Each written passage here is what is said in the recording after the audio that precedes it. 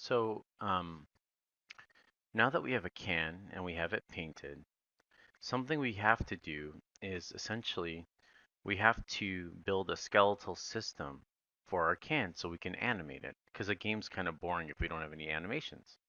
So what I'm going to do is hit spacebar and I'm going to go to my front view, hit spacebar again, and I'm going to hit the number 5.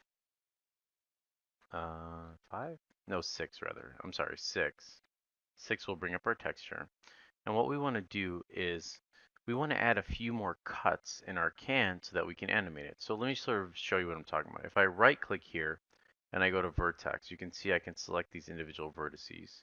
And I'm holding the left mouse button down to drag out something called the marquee.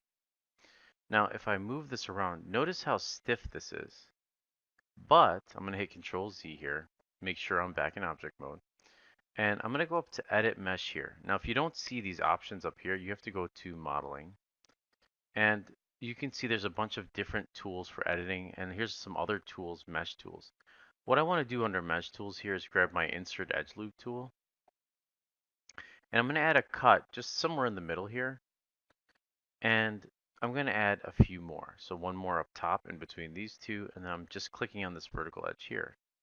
Now, if I right click out here, go to vertex mode, and I select my move tool, notice what happens when I move this. It actually gives me more areas for my can to move around.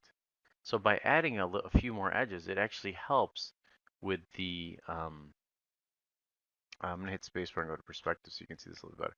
It actually will give us a little bit more play for when we go to rig our can. So the more cuts you have, the smoother the rotation is. So I'm going to kind of show you a better example. There's something called soft select. So this is what this thing is that you see here. It's activated by hitting the B as in boy key. This isn't necessary for now for you to see this, but if I soft select, you can see as I move this around, as it pulls against these things, it gives us a little bit more, again, play. So let's go ahead and right click out here, make sure we're in object mode. And I want to add some joints, and I'm going to hit 4 so you can see the edges a little bit better, right? And let's hide our locator by going to our selection tool. And under modeling here, I'm going to switch it to rigging. Now rigging encompasses the skeleton that we're going to build and all that stuff. So I'm going to go to skeleton here, and again, make sure you're in your front view. And I'm going to go to create joint.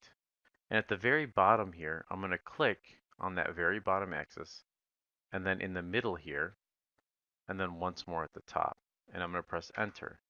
And this creates something called a joint chain.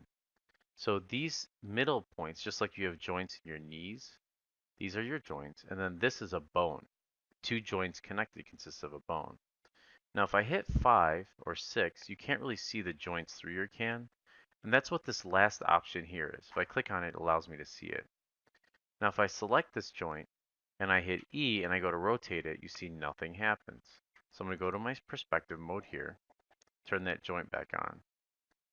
Oops, let's not that one, that hides things, but here's my joints. What we want to do is bind or connect this to our can. So select that first joint you made, which is that bottom one down there. I hit Q to switch back. Then I'm going to hold shift and select both at the same time. And I know both are selected because you can see my joints are white from selecting that bottom one in my can. So up at the top here, I'm going to go up to skin, bind skin.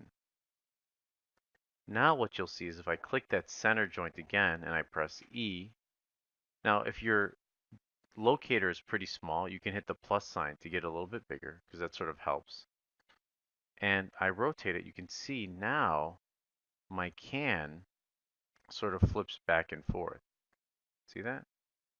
Now it is better to have it stagnant or locked to the floor, but for now don't worry too much about that. I hit Control Z to undo that movement, by the way. Control Z. Don't worry too much about that because this isn't, we can always do polish later, and we're more interested in the concepts here. So another thing is if I click on this joint here and I go to move it, it kind of makes it difficult to select just the joint. So a trick is these options up here. And if you don't see them, you might be on this mode. You want to click this middle mode here. These will allow you to turn off selectable objects within your viewport. So the square here is your mesh. So if I uncheck that, and I won't be able to select my mesh, but I'll be able to easily select my joint. See that? If I turn it back on, I can select my joint or my mesh. If I turn the second one, which is my joints, I can select everything but my joints. Okay? So for now, that's all we need before we start to animate it. What we're going to do before we animate it is we're going to jump back into scripting and try to come up with a base character script in the next video. And that's going to help us to figure out what animations we need later.